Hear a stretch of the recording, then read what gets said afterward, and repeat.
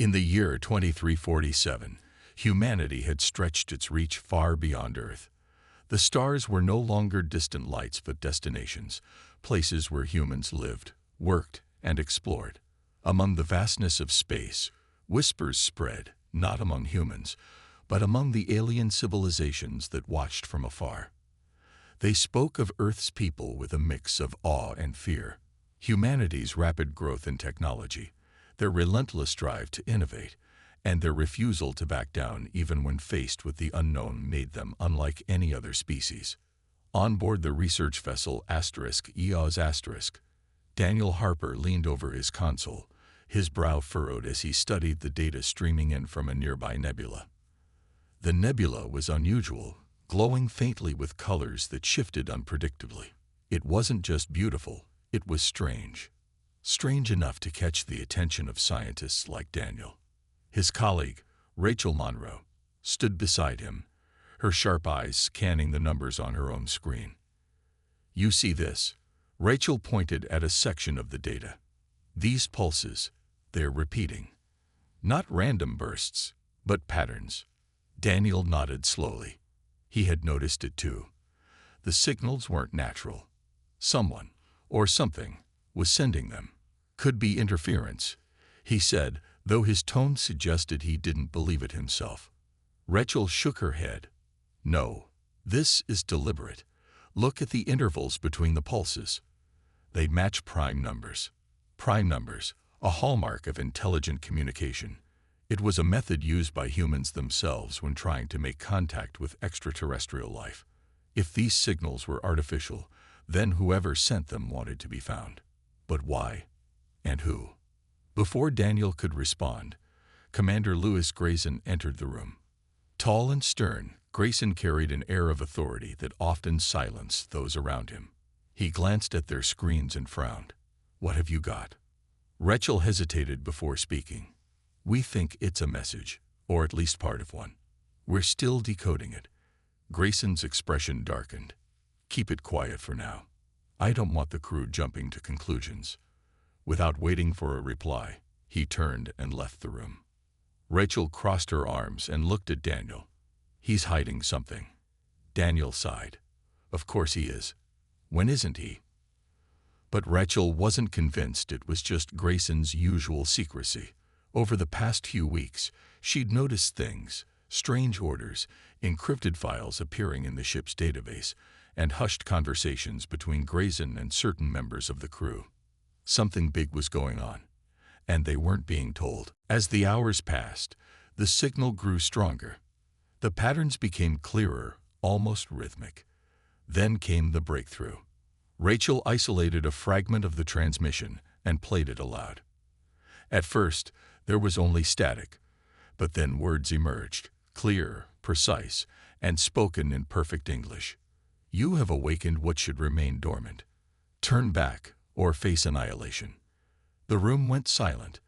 Daniel stared at the speaker, unsure if he'd heard correctly. Rachel froze, her hands hovering over the controls. Neither of them spoke for several moments. Finally, Daniel broke the silence. "That doesn't sound friendly." "No," Rachel agreed. Her voice was steady, but her knuckles were white as she gripped the edge of her console. "It sounds like a warning. A warning, or a threat. Either way, it confirmed one thing. They weren't alone out here.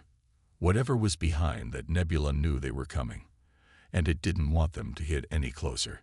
Daniel felt a chill run down his spine. For years, humanity had dreamed of meeting intelligent life beyond Earth. Now, faced with the possibility, he wasn't sure they were ready. But there was no turning back now. The *EOS* pressed onward, drawn toward the mysterious source of the signal like moths to a flame. Unbeknownst to the crew, the universe was watching and waiting. The crew of the EOS was restless. The warning message had spread quickly, despite Commander Grayson's orders to keep it quiet. Whispers filled the corridors as people speculated about what, or who, was waiting for them beyond the nebula. Some believed it was a trick, a distortion caused by the strange gases in the area. Others thought it might be an alien species testing their resolve. But no one could deny the unease that hung over the ship like a storm cloud. 2 days after receiving the transmission, the EOs approached the heart of the nebula. What they found there stopped everyone in their tracks. Emerging from behind a glowing gas cloud was an object so massive it dwarfed the ship. It was spherical, perfectly smooth, and covered in intricate rooms that shimmered faintly against its dark surface. The sight was both beautiful and terrifying. "What is that thing?" Daniel muttered under his breath, his eyes glued to the main viewer on the bridge. Rachel stood beside him, her face pale but determined. "It's not natural," she said softly. "Look at those patterns. They're too precise." Commander Grayson stepped forward, his expression unreadable. "Scan it," he ordered sharply. "I want every detail." The science team worked quickly, running scans and analyzing the data. The sphere didn't match any known materials or energy signatures. Its surface seemed to absorb light, yet it emitted a faint glow that pulsed rhythmically, almost like a heartbeat. The rooms covering it shifted and changed, rearranging themselves into new patterns every few seconds. Then, without warning, another message came through. This time, it wasn't just static and words. It was a voice, a deep, resonant voice that echoed through the ship's speakers. "You have come too far," it said. "Leave now or face the consequences." The voice identified itself as the Arbiter. There was no explanation of what or who the Arbiter was, only the repeated demand that the humans leave immediately. Despite its calm tone, there was an underlying menace that sent shivers down everyone's spines. Grayson turned to the crew, his jaw tight. "This changes nothing," he declared. "We are here to investigate, and that's exactly what we'll do." Daniel exchanged a worried glance with Rachel. Neither of them trusted Grayson's intentions. His eagerness to push forward felt reckless, even dangerous. But before they could say anything, Rachel leaned closer to Daniel and whispered, "Did you notice?" The rooms reacted when the voice spoke. Daniel frowned. He hadn't noticed, but now that she mentioned it, the shifting patterns on the sphere seemed to align with the cadence of the message. It was as if the sphere itself was communicating, not just through sound, but visually as well. "We need to get closer," Rachel said firmly. "If we can decode those runes, we might understand what it wants." But Grayson had other plans. Ignoring the protests of his science team, he ordered the ship to move within scanning range of the sphere. As they drew nearer, the rooms began to glow brighter, pulsing in sync with the ship's movements. The crew grew increasingly uneasy. Equipment malfunctioned, lights flickered, and some reported hearing faint whispers in their ears, though no one else could hear them. Daniel couldn't shake the feeling that the sphere was alive, not in the way humans understood life, but something deeper, older. It watched them, studied them, judged them, and it didn't like what it saw. When the ship finally reached optimal scanning distance, Grayson gave the order to deploy probes. Rachel stepped forward, her voice sharp with urgency. "Sir, we don't know how this thing will react. We should proceed with caution." Grayson shot her a cold glare. "Caution won't get us answers, Monroe. Deploy the probes." Reluctantly, the crew complied. The moment the probes touched the sphere's surface, the rooms flared with blinding light. Alarms blared across the ship as systems went haywire. On the bridge, chaos erupted. People shouted, trying to regain control, but the ship bucked violently, throwing several crew members off their feet. Through the commotion, Daniel heard Rachel yell his name. She grabbed his arm, pulling him toward the science station. "It's reacting to us," she shouted over the noise. "We've provoked it." As the ship stabilized, the voice returned, louder and angrier this time. "You trespass where you are unwelcome. Leave, or suffer the consequences." Grayson clenched his fists, his face red with anger. "Enough of this nonsense," he growled. "Prepare weapons. If it attacks, we retaliate." Daniel stared at him in disbelief. Attacking the sphere seemed like madness. Whatever it was far beyond their understanding, and likely far more powerful than their small ship. Before he could argue, Rachel pulled him aside, her expression grim. "We can't let him do this," she whispered. "If he escalates, we might not survive." Daniel nodded, fear gripping his chest. For all their curiosity and ambition, humanity had stumbled into something they weren't ready for. And now, trapped between Grayson's stubbornness and the unknown, they faced a choice: retreat or risk everything. Back on Earth, journalist Emily Dawson sat in her small apartment, staring at the glowing screen of her computer. She had spent weeks chasing leads about a secretive government project called Project Ascension. The name alone was enough to spark curiosity, but the fragments of information she'd uncovered painted a picture far more unsettling than she'd anticipated. Classified documents, redacted files, and cryptic testimonies all pointed to one thing: humanity's experiments with alien technology. Her latest source was a man named Nathan Cole, a former scientist who had worked on the project before disappearing from public view. He had reached out to her through an encrypted channel, claiming he wanted to expose the truth. Now, sitting across from her in a dimly lit cafe, Nathan looked nervous, his hands trembling as he sipped his coffee. "They don't understand what they're playing with," Nathan said, his voice barely above a whisper. "Ascension isn't just about studying alien tech. It's about changing us." Emily leaned forward, her pen poised over her notebook. "Changing you how?" Nathan hesitated, glancing around the cafe as if expecting someone to overhear. "They found something, a device, or maybe a signal. No one knows for sure, but it interacts with the human mind. They think it can unlock abilities we never knew we had. Telepathy, telekinesis, even something bigger, something beyond our understanding."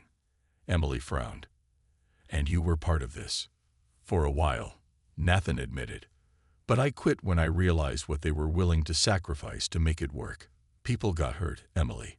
Some didn't come back at all." His words sent a chill down her spine.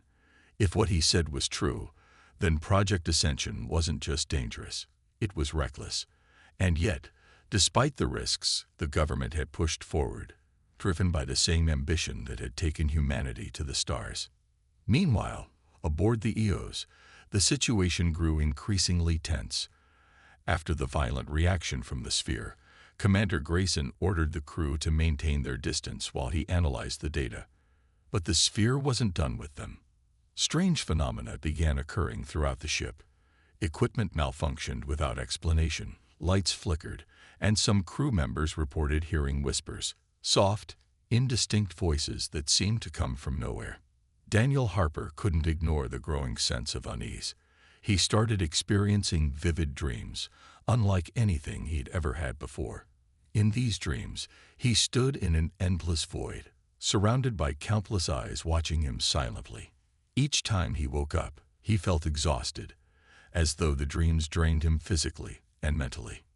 Rachel Monroe noticed the change in him. "You look terrible," she said one morning as they met in the science lab. "What's going on?"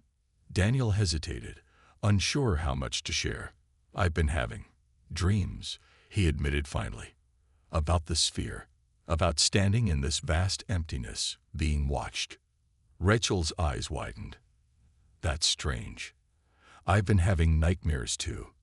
Except in mine, I'm running from something or someone. I can't see them, but I know they're hunting me." The similarities between their experiences unnerved them both. Was the sphere affecting them, or was it trying to communicate in ways they couldn't yet comprehend? As they discussed their findings, Rachel revealed that she had secretly downloaded fragments of the earlier transmission. Hidden within the data were references to an event called the Catalyst. According to the fragmented messages, the Catalyst was tied to humanity's rise, a moment when humans would unlock powers far beyond their current capabilities. "But it's not clear whether the Catalyst is good or bad," Rachel explained. "It could save the universe or destroy it." Daniel shook his head, overwhelmed. "So we're walking into something that might decide the fate of everything. No pressure, right?" Rachel gave him a faint smile, though her expression remained troubled. "Whatever happens, we need to be careful. This isn't just about us anymore." It's about everyone. Unbeknownst to them, Commander Grayson had intercepted Rachel's unauthorized downloads. Furious, he confronted her later that day, accusing her of insubordination and threatening to confine her to quarters. But Rachel refused to back down. "If you keep ignoring the warnings," she snapped, "you'll get us all killed." Grayson's glare hardened, but he said nothing. For now, he backed off, but the tension between them was palpable. As the crew of the EOs grappled with fear and uncertainty, the sphere loomed ahead, its glowing runes pulsing steadily, as if waiting for humanity to make its next move. Tensions aboard the EOs reached a breaking point. Commander Grayson's decisions grew increasingly erratic, and his obsession with the sphere bordered on reckless. Despite warnings from both Daniel and Rachel, he insisted on moving closer to the artifact, convinced it held answers, or power, that humanity couldn't afford to ignore. Rachel worked tirelessly in the science lab, piecing together the fragments of the transmission she had downloaded. The more she analyzed, the clearer it became that the sphere wasn't just a machine or a weapon. It was alive, aware, and watching them. Hidden within the data were references to an ancient prophecy tied to humanity's rise.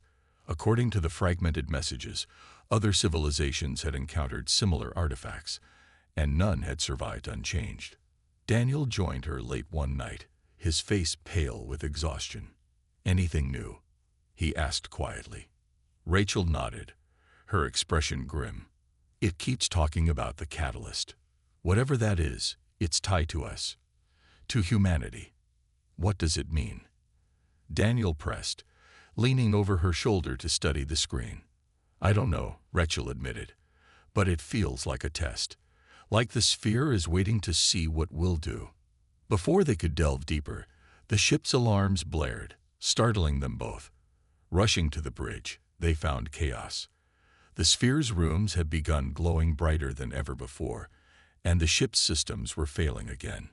Lights flickered, consoles sparked, and the crew scrambled to regain control. Grayson stood at the center of it all, barking orders. "Get me readings. Now," he shouted, his voice sharp with frustration. Daniel and Rachel exchanged worried glances. Something was wrong, terribly wrong. The sphere wasn't just reacting, it was pushing back. As the crew worked frantically, Daniel noticed something strange. The rooms on the sphere seemed to shift whenever someone thought too intensely about them. He caught glimpses of patterns forming and dissolving, almost as if the sphere responded to their thoughts.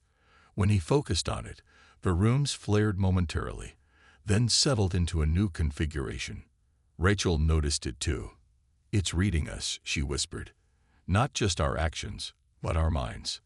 Grayson overheard them and turned sharply. "What are you talking about?" "It's alive," Daniel said firmly. "And it's testing us." Grayson stared at him for a moment, then shook his head. "Enough of this nonsense. If it's testing us, then we pass by showing strength. Prepare the weapons." "No." Rachel stepped forward, her voice rising. "You can't attack it. Don't you see? That's exactly what it's waiting for." Grayson's face darkened. "Stand down, Monroe, or I'll have you confined." Rachel hesitated, torn between fear and defiance. But before she could respond, the ship shuddered violently, throwing everyone off balance. The sphere's glow intensified, bathing the EOs in an eerie light. A deep, resonant voice filled the air once more. "You seek knowledge without wisdom," the voice intoned. "Prove your worth or be cast aside." The message sent a wave of panic through the crew. Some muttered prayers, others clung to their stations, unsure what to do next. Grayson, however, remained resolute. "This is our chance," he growled. "We show them we're not afraid." He ordered the deployment of probes again, ignoring Rachel's protests. As the probes approached the sphere, its surface rippled like liquid metal. Then, without warning, it unleashed a pulse of energy that knocked out the ship's engines and life support systems. In the sudden silence that followed, Grayson looked around, his confidence wavering. For the first time, doubt crept into his eyes. Rachel took advantage of the moment. "This isn't about force," she said, her voice steady despite the fear in her heart. "It's about understanding. We need to listen, not fight." Daniel nodded in agreement. "She's right.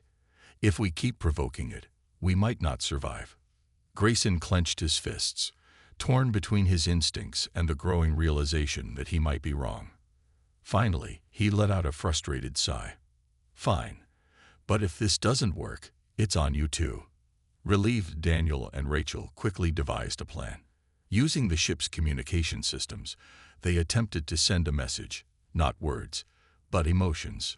Hope, curiosity, and a desire to learn. They hoped the sphere would understand that humanity wasn't just a threat, it was also capable of growth. As the message transmitted, the rooms on the sphere shifted again, this time forming a pattern that resembled a doorway. The voice returned, calmer now. "You may proceed," it said. "But beware, the path ahead will challenge all you believe." The crew watched in stunned silence as the sphere opened, revealing a swirling vortex of light. Whatever lay beyond, it was clear that humanity's journey was far from over. The crew of the EOS stared at the swirling vortex of light that had appeared on the sphere's surface. It was both mesmerizing and terrifying, a gateway to the unknown. Commander Grayson stood frozen for a moment, his earlier bravado replaced by uncertainty. For all his talk of strength and dominance, even he seemed hesitant to step into the unknown. Rachel broke the silence first. "We can't just send someone in blind," she said firmly. "We don't know what's waiting for us." Grayson shot her a glare. "You think I don't know that? But we've come this far. We can't turn back now." Daniel stepped forward, his voice calm but firm. "She's right, though. If we rush in, we could make things worse. The sphere already warned us. It's testing us. We need to approach this carefully." Grayson hesitated, torn between his instincts and the growing realization that Daniel and Rachel might be right. Finally, he nodded reluctantly. "Fine, but we're not wasting time. Prepare a shuttle. Harper, Monroe, you're going in." Rachel blinked in surprise. "Us? You two seem to have the best understanding of this thing." Grayson snapped. "If anyone can figure it out, it's you." Before either of them could protest further, the decision was made. Within minutes, Daniel and Rachel were climbing aboard one of the ship's shuttles, their hearts pounding with a mix of fear and determination. As the shuttle detached from the EOS and approached the sphere, the vortex grew larger, its light casting strange shadows inside the small craft. "This feels like stepping into a dream," Daniel muttered, gripping the controls tightly. "Or a nightmare." Rachel didn't respond. Her eyes were fixed on the swirling light ahead, her mind racing with questions. What would they find inside? Would the sphere reward their curiosity, or punish it? As they entered the vortex, the world around them dissolved into chaos. Colors blurred together, sounds echoed without origin, and time itself seemed to stretch and warp. For a moment, Daniel thought they'd been torn apart, scattered across the void. But then, everything stabilized. They found themselves floating in an endless expanse, surrounded by glowing rooms that pulsed rhythmically, almost like a heartbeat. The space felt alive, as if it were watching them, studying them. In the distance, a massive structure loomed, a towering spire made of the same material as the sphere. "What is this place?" Rachel whispered, her voice trembling. "I don't know," Daniel admitted, "but it's beautiful and terrifying." As they moved closer to the spire, the rooms began shifting again, forming patterns that seemed to tell a story.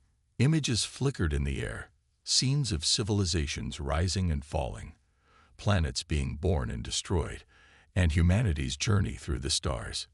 "It's showing us history," Rachel realized. "Not just our history, but the universe's." Daniel nodded, his eyes wide with wonder. "And it's leading us somewhere." The spire opened as they approached, revealing a chamber filled with light. At its center was a pedestal, atop which rested a crystalline object pulsing with energy. The moment they stepped inside, a voice echoed around them, the same deep, resonant voice from before. "You seek knowledge," it said, "but knowledge comes at a price. Are you prepared to pay it?" Rachel glanced at Daniel, her expression tense. "What does it mean by a price?" "I don't know," Daniel replied. "But we came here to understand. Let's see what happens." Slowly, they approached the pedestal. As they drew closer, the crystal emitted a soft hum, and the runes around them flared brightly. Memories flooded their minds. Moments of joy, pain, triumph, and failure. It was as if the artifact was probing their very souls, searching for something. "Your kind carries great potential," the voice continued, "but also great danger. Will you use this gift wisely?" Before either of them could respond, the crystal rose into the air, hovering between them. A beam of light shot out, connecting to their foreheads. Pain surged through their bodies, followed by a flood of knowledge, alien languages, advanced sciences, and glimpses of futures yet unwritten. When the light faded, they collapsed to the floor, gasping for breath. The chamber fell silent, and the spire began to close.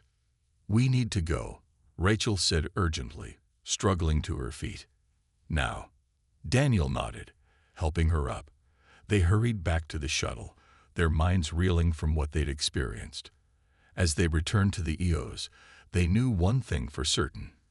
Humanity had been given a chance, but whether it would rise to the challenge remained to be seen. Back on the EOs, Daniel and Rachel stumbled out of the shuttle, their faces pale and their legs unsteady. The rest of the crew gathered around them, their expressions a mix of curiosity and concern. Commander Grayson pushed through the crowd, his sharp eyes narrowing as he studied them. "What happened?" he demanded. "What did you find?" Rachel hesitated, glancing at Daniel before answering. We don't know how to explain it. The sphere, it's not just a machine. It's alive. And it showed us things, histories, futures, knowledge we can't even begin to understand." Grayson frowned, clearly unsatisfied with her vague response. "Knowledge? What kind of knowledge?" Daniel stepped forward, his voice steady despite the exhaustion in his eyes. "It gave us information about other civilizations, about the universe. But it also warned us. Humanity has potential, but that comes with risks. It's testing us, Grayson. It wants to see if we're ready." "Ready for what?" Grayson snapped, his patience wearing thin. "That's the thing," Rachel interjected. "We're not sure. But whatever it is, it's big. Bigger than us. Bigger than Earth. If we misuse what we've been given, it could mean disaster, not just for us, but for everyone." Grayson stared at them for a long moment, his jaw tight. Finally, he turned away, muttering something under his breath. "Fine. Get some rest. We'll figure this out later." But Daniel and Rachel knew there was no time to waste. The experience had left them shaken, but it also filled them with urgency. They retreated to the science lab, where they began piecing together the fragments of knowledge the sphere had shared. As they worked, they discovered references to events that had shaped the universe. Wars fought over resources, alliances forged in desperation, and civilizations that had risen only to collapse under their own hubris. Among these records were mentions of humanity. Other species spoke of Earth's people with a mixture of awe and fear. They described humans as unpredictable, driven by ambition and creativity, but also prone to conflict and destruction. Some saw humanity as a spark of hope, while others viewed them as a looming threat. Rachel leaned back in her chair, rubbing her temples. "Do you think that's why the sphere chose us? Because we're different?" Daniel nodded slowly. "Maybe. Or maybe because we're at a crossroads. We've reached the stars, but now we have to decide what kind of species we want to be." As they continued their analysis, Emily Dawson's investigation on Earth took a dramatic turn. Her article about Project Ascension had sparked outrage, forcing the government to acknowledge its existence. Public protests erupted, demanding transparency and accountability. Nathan Cole, her source, vanished after receiving threats, leaving Emily to piece together the story alone. Her research led her to classified logs detailing encounters with other advanced civilizations. Each log ended the same way. Contact with humanity resulted in the alien species vanishing. Their voices, preserved in recordings, echoed warnings. "They are the spark that ignites the flame," one alien voice said. "They will either save or destroy everything." Emily felt a chill run down her spine. Humanity's potential was undeniable, but so was its danger. She realized that the sphere wasn't just testing Daniel and Rachel. It was testing all of humanity. Would they rise to the challenge, or would they succumb to their flaws? Meanwhile, aboard the EOS, the crew prepared for the next phase of their mission. The sphere loomed ahead, its rooms glowing softly, as if waiting. Whatever lay inside, Daniel and Rachel knew the decision they made would shape the future, not just for humanity, but for the entire universe. The EOS drifted silently in the shadow of the massive sphere, its crew tense and divided. Commander Grayson paced the bridge, his frustration evident. He had always believed in action, bold, decisive moves that left no room for doubt. But now, faced with something so far beyond human understanding, even he hesitated. The sphere wasn't just an object. It was a living entity, ancient and powerful, capable of shaping reality itself. And yet it had entrusted Daniel and Rachel with knowledge, a gift or a burden, depending on how they chose to use it. In the science lab, Daniel and Rachel worked tirelessly, trying to make sense of the information flooding their minds. The sphere's gift was overwhelming, like trying to drink from a fire hose. Alien languages, advanced physics, and glimpses of alternate realities swirled in their thoughts, threatening to overwhelm them. But amidst the chaos, one thing became clear. The sphere wanted humanity to prove itself, not through strength or aggression, but through wisdom and restraint. "We can't keep this to ourselves," Rachel said finally, breaking the silence. "If we're going to make the right choice, we need to share what we've learned." Daniel nodded, though his expression was troubled. "I know, but how do we explain this? Half the crew already thinks we've lost it, and Grayson, he'll see this as a weapon if we're not careful." Rachel sighed, leaning back in her chair. "Then we'll have to show him. Show everyone. This isn't about power, it's about responsibility." As they prepared to present their findings to the crew, Emily Dawson's article on Earth exploded into global headlines. Her expose on Project Ascension revealed shocking details about humanity's experiments with alien technology and the ethical dilemmas surrounding them. Governments scrambled to respond, while citizens debated whether humanity was ready for such immense power. The backlash reached the EOS quickly. Messages poured in from Earth, demanding answers. Some urged caution, warning against provoking the sphere further. Others called for immediate action, insisting that humanity seize the opportunity to dominate the stars. The pressure weighed heavily on the crew, especially Daniel and Rachel, who knew the stakes better than anyone. On the bridge, Grayson called an emergency meeting. "We're running out of time," he said, his voice tight with tension. "Earth wants results. They want to know what we found and what we plan to do about it." Daniel stepped forward, his hands trembling slightly. "What we found is bigger than any of us. The sphere isn't just testing us.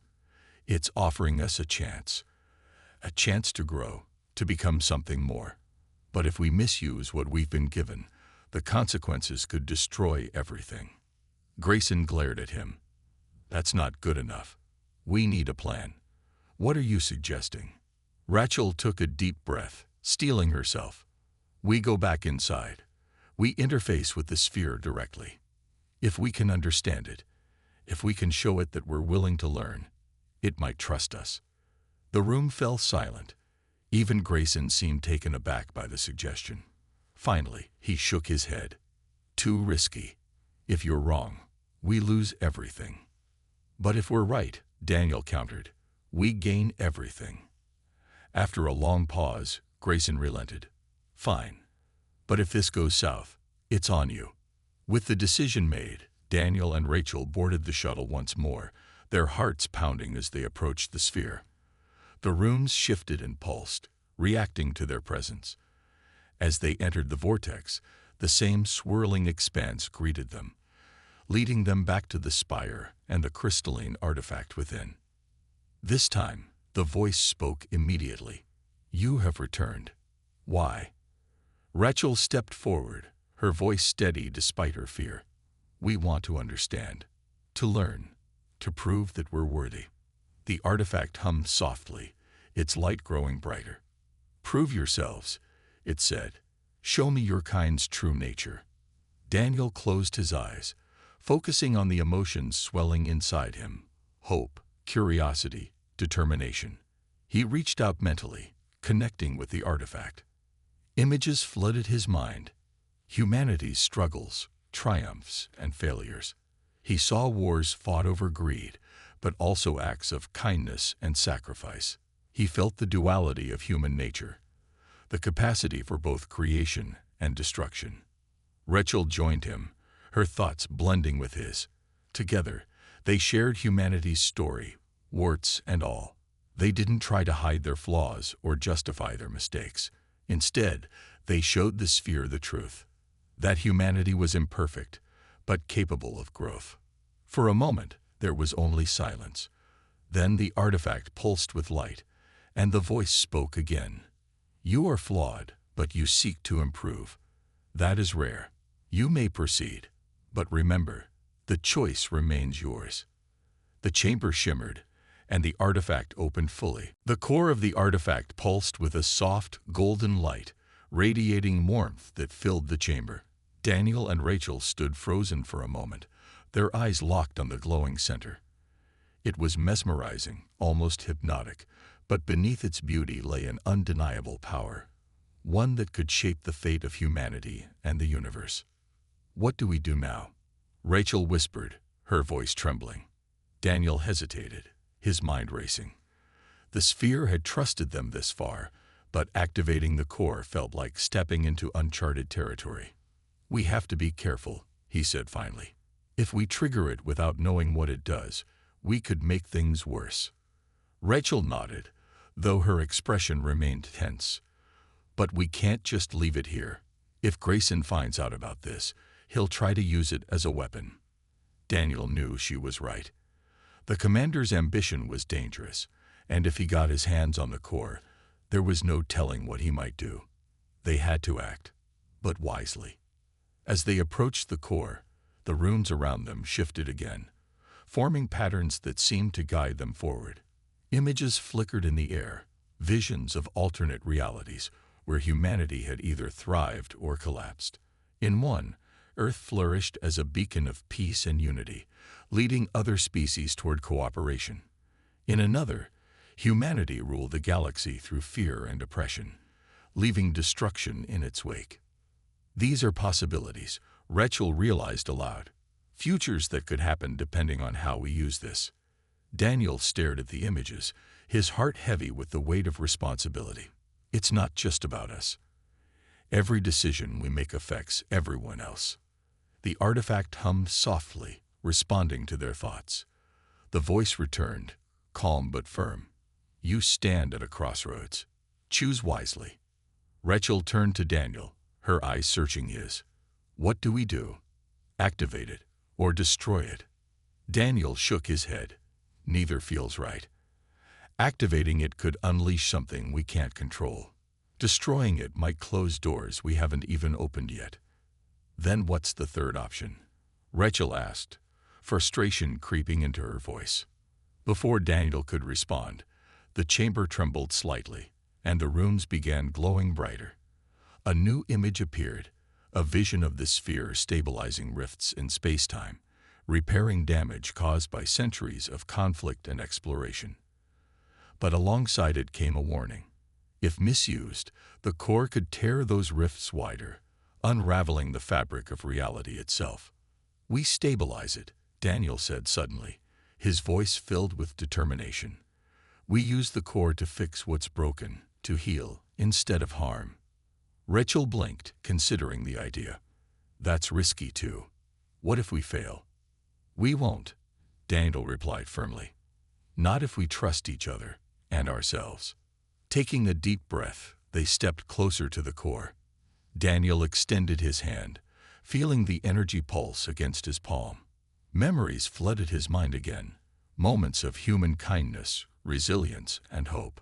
He focused on those emotions, channeling them into the artifact. Beside him, Rachel did the same, her thoughts filled with dreams of a better future. The core responded, its light growing brighter and steadier. The chamber vibrated with energy, but it wasn't hostile. It felt alive, almost grateful. Slowly, the visions of destruction faded, replaced by images of unity and progress. The rifts in space-time began to seal, their jagged edges smoothing out as the core worked its magic. Outside the sphere, the crew of the EOs watched in awe as the runes dimmed and then brightened again, pulsing rhythmically like a heartbeat. Grayson stormed onto the bridge, demanding answers, but even he fell silent when the sphere emitted a final burst of light. Inside the chamber, the voice spoke one last time. You have chosen well. The path ahead will be difficult, but you are ready.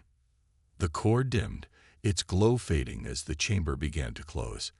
Daniel and Rachel exchanged a glance, relief washing over them. They didn't fully understand what they'd done, but they knew one thing for certain. Humanity had been given a second chance. As they made their way back to the shuttle, the sphere loomed above them, its surface smooth and calm once more. Whatever fears or doubts the universe had harbored about humanity, they now saw a glimmer of hope, a spark that might yet ignite a brighter future. The shuttle carrying Daniel and Rachel emerged from the sphere's glowing surface, its light dimming as if the artifact itself was settling into a quiet slumber. The crew of the EOs watched in stunned silence as the rooms on the sphere faded completely, leaving behind only a smooth, dark surface. Whatever had happened inside, it was clear that the artifact had been altered, and so had Daniel and Rachel. As they stepped back onto the ship, the crew gathered around them, questions spilling out faster than they could answer. Commander Grayson pushed through the crowd, his face unreadable. Well, he demanded, his voice sharp. What did you do? Rachel took a deep breath, steadying herself before speaking. We stabilized it, she said simply. The core wasn't meant to be used as a weapon or destroyed. It was meant to heal, to fix what's broken. Grayson frowned, clearly unsatisfied with her vague explanation. Heal what? And how do we know it won't turn on us later? Daniel stepped forward, his tone calm but firm. It won't. The sphere responded to our intentions, not just ours, but humanity's. It saw our flaws, but it also saw our potential. We chose to use its power responsibly.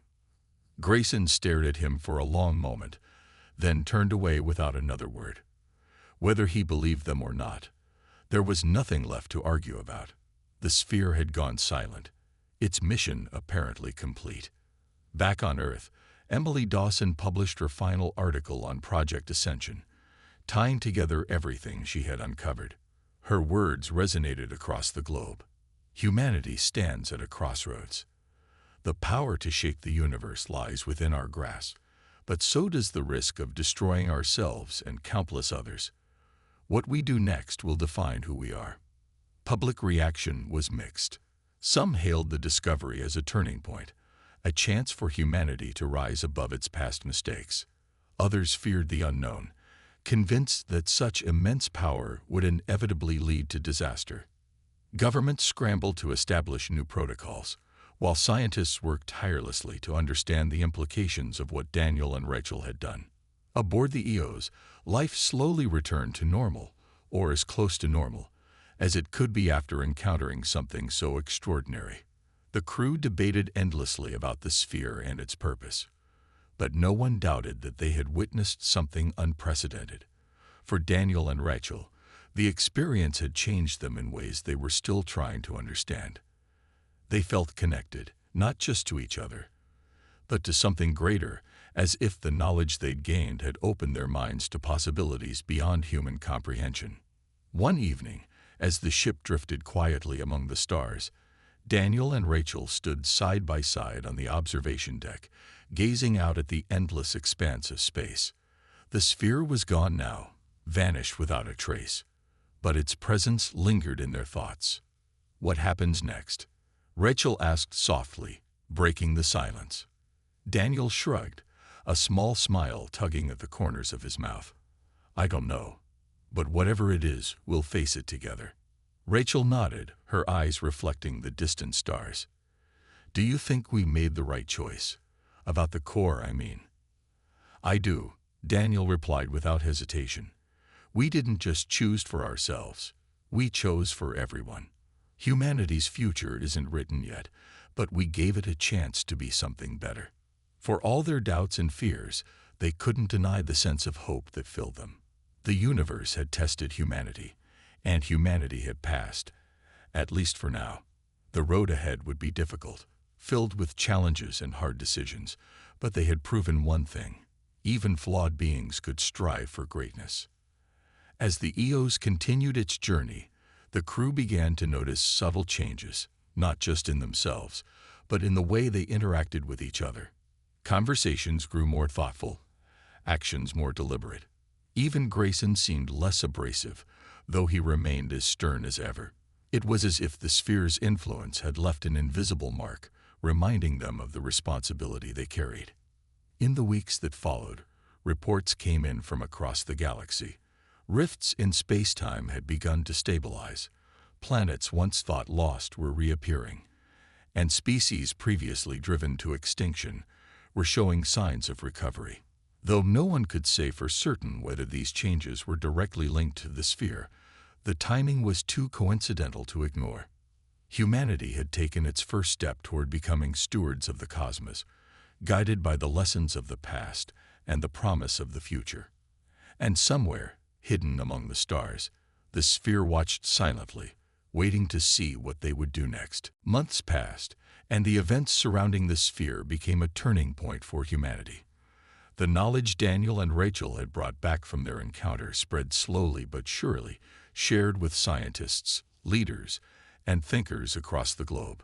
It wasn't just information. It was a new way of seeing the universe, one that emphasized connection, responsibility, and growth.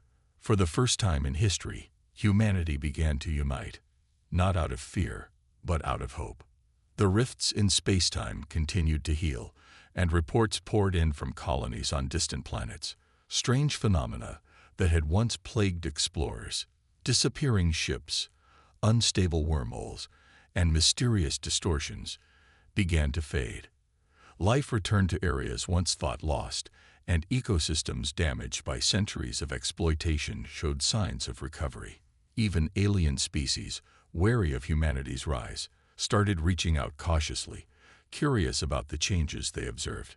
On Earth, Emily Dawson's expose sparked a global movement. People demanded transparency and accountability, pushing governments to dismantle secret projects like Project Ascension. In its place, international coalitions formed, dedicated to studying alien technology responsibly and ensuring it was used for the benefit of all. Humanity's ambition remained, but it was tempered by humility, an acknowledgement that power without wisdom could lead to ruin. Daniel and Rachel returned to Earth as reluctant heroes.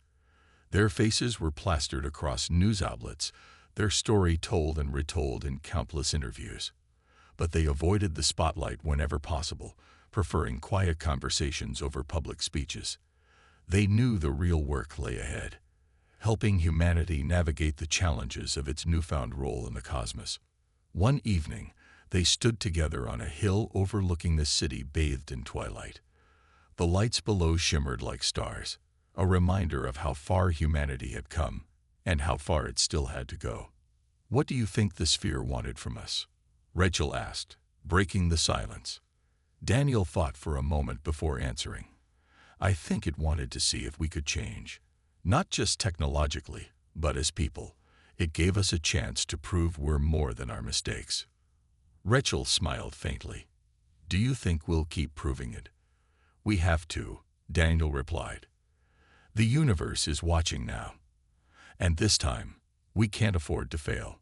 Back aboard the EOS, Commander Grayson found himself reflecting on the mission more often than he cared to admit. He had always believed in strength and control, but the sphere had shown him something different. A glimpse of what humanity could become if it chose to listen instead of dominate. Though he never admitted it aloud, the experience changed him too. As the EOS prepared for its next journey, the crew gathered on the observation deck to watch the stars. The ship's engines hummed softly, a comforting sound after months of uncertainty.